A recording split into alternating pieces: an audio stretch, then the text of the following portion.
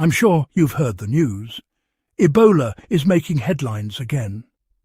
Across television screens, radio broadcasts and social media feeds, the word Ebola is sparking concern and anxiety, especially in Africa, but also around the world.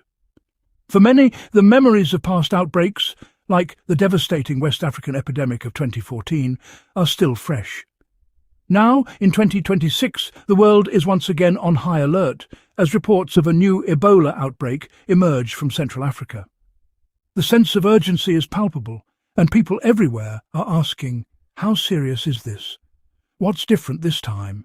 And what should we expect in the days and weeks ahead? This new outbreak has health experts on edge.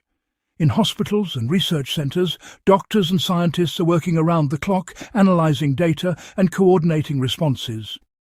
Public health officials are holding emergency meetings, trying to understand the scope of the crisis and how best to contain it. The stakes are high, not just for the countries directly affected, but for the entire global community. Every decision made now could mean the difference between a contained outbreak and a wider catastrophe. The atmosphere is tense, with experts warning that the situation could escalate quickly if not handled with precision and speed. But what does the WHO's emergency alert really mean for all of us?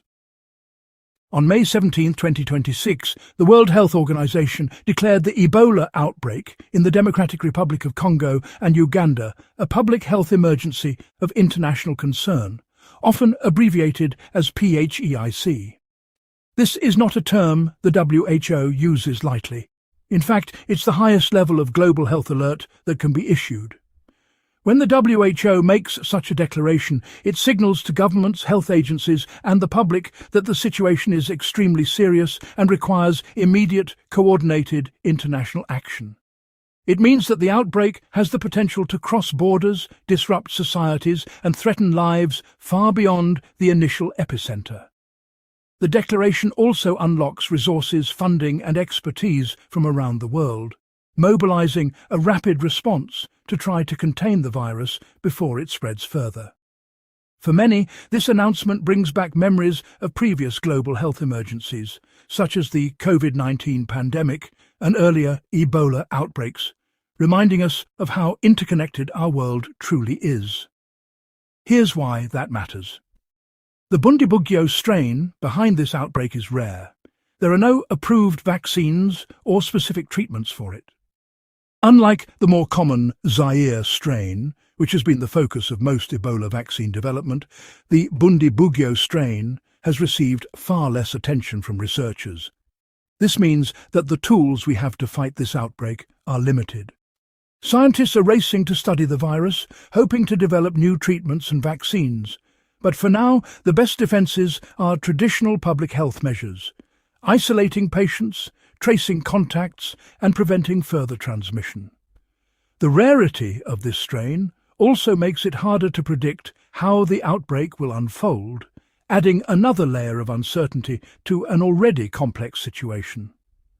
Laboratories across Africa and around the world are working overtime, analysing samples, sharing data and searching for clues that could help stop the virus in its tracks. Over 300 cases are suspected, and at least 88 people have died so far, mostly in DRC's Ituri province.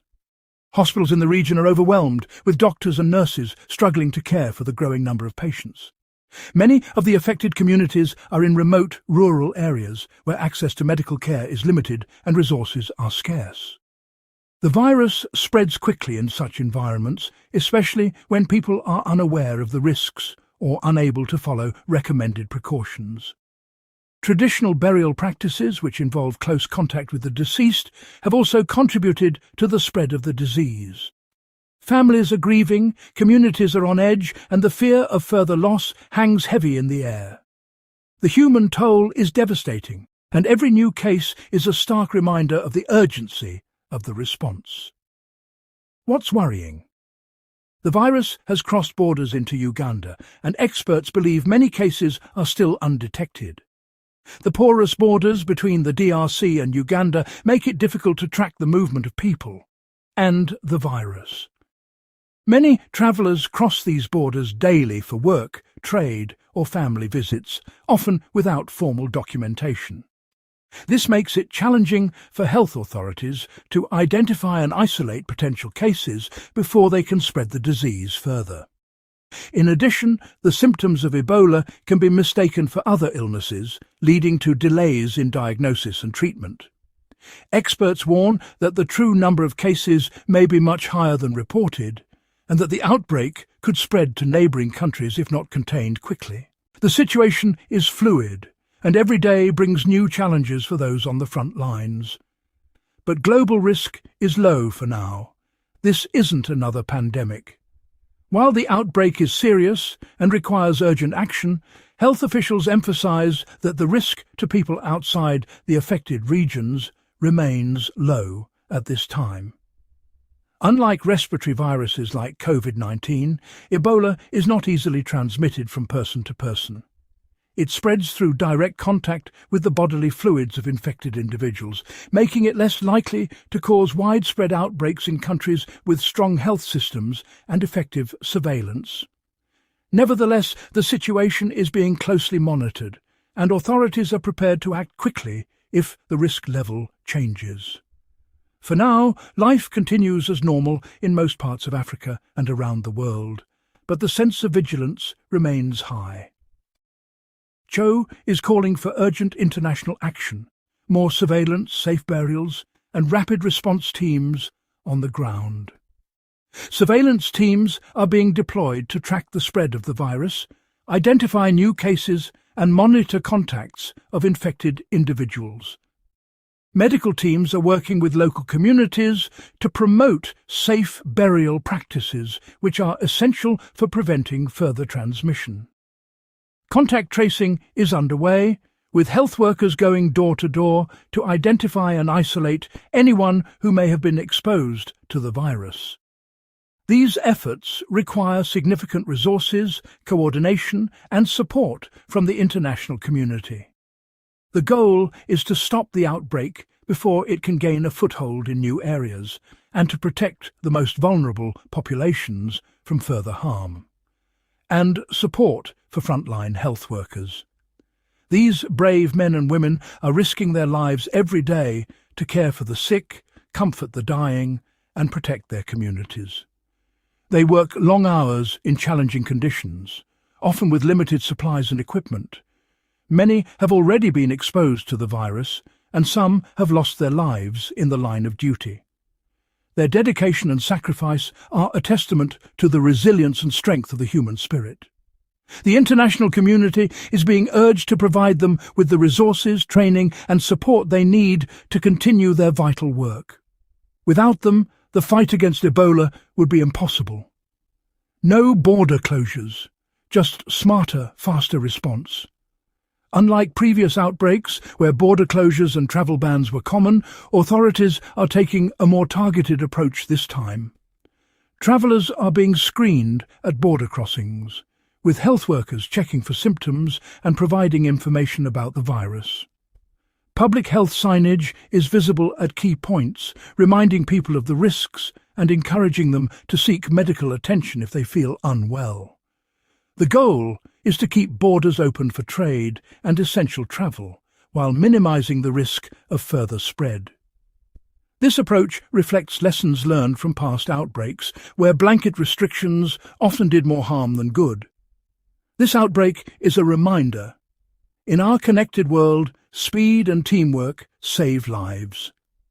The response to this crisis is truly global, with doctors, scientists and public health experts from around the world working together to share information, coordinate resources and develop new strategies. International organisations, governments and NGOs are collaborating closely with local communities, recognising that effective response requires both global expertise and local knowledge. Medical supplies, protective equipment and emergency funding are being rushed to the front lines, ensuring that those most in need receive help as quickly as possible. The spirit of solidarity and cooperation is strong, and it is this collective effort that offers the best hope for ending the outbreak. stay informed, and let's back the global effort.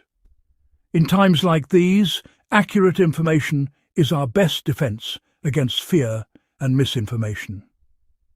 Community health education campaigns are underway, providing people with the knowledge they need to protect themselves and their families.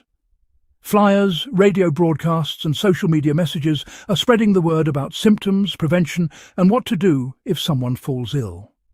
Everyone has a role to play, whether it's supporting frontline workers, sharing reliable information, or simply staying vigilant.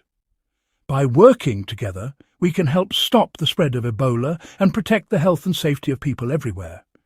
The world is watching, and our collective response will shape the outcome of this crisis. Let's stand together, support those on the front lines, and do our part to end this outbreak once and for all.